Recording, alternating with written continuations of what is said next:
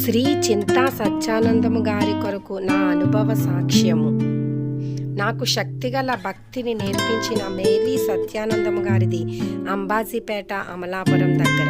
వారు revenue inspector ఉద్యోగం రాజీనామా చేసి 2 ఎకరాల పొలము అమ్మి పేదలకు ఇచ్చి ఎన్నో ఉపవాసములు, 6 నెలలు పచ్చికాయలు, ఉదాహరణ వంకాయ, దొండకాయ, బీరకాయ, అవే 6 నెలలు ఉడకబెట్టి తినేవారు. భోజనము లేదు. 40 దినములు కటిక ఉపవాసము చేసినారు. 10 సార్లు మోకాళ్ళ మీద బైబిల్ చదివినారు. 2 సార్లు బైబిల్ చేవ్రాత వ్రాసినారు. ఆయన కళా దర్శనములపై ఆధారపడేవారు. దేవుని పేరట ఆయన చెప్పిన ప్రతి మాట నెరవేరేది.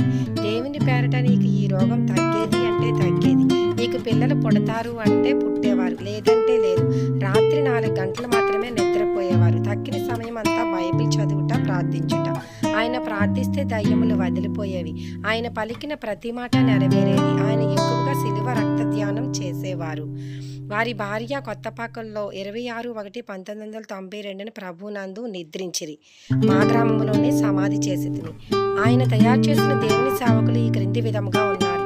ఆయన తయారు చేసిన సేవకులు: పాస్టర్ ఇస్రాయేల్ గారు, సేలం వారిపాలెం; పాస్టర్ ఫిలిప్ గారు, సేలం వారిపాలెం; పాస్టర్ తిమోతి గారు, కొత్తపల్లి; శ్రీ తాడి ముసలయ్య గారు, సూర్యారావుపేట; పాస్టర్ కొవ్వి చెన్నా గారు, ఉప్పాడ; పాస్టర్ దంతులూరి వీర వెంకట సత్యనారాయణ రాజు గారు, వాజేడు; పాస్టర్ సీతారామరాజు గారు, బరదనాపల్లి; పాస్టర్ గుడాల వెంకటరత్నం గారు, కొత్తపాకలు; పాస్టర్ మాసా తిమోతి గారు, కొత్తపాకలు; పాస్టర్ నరాల పౌలు గారు, కొత్తపాకల. ఆయన తయారు చేసిన దేవుని సేవకుల్లో నేను కూడా ఒకరిగా ఉండడం నిజంగా దేవుడు నాకు ఇచ్చిన ధన్యత.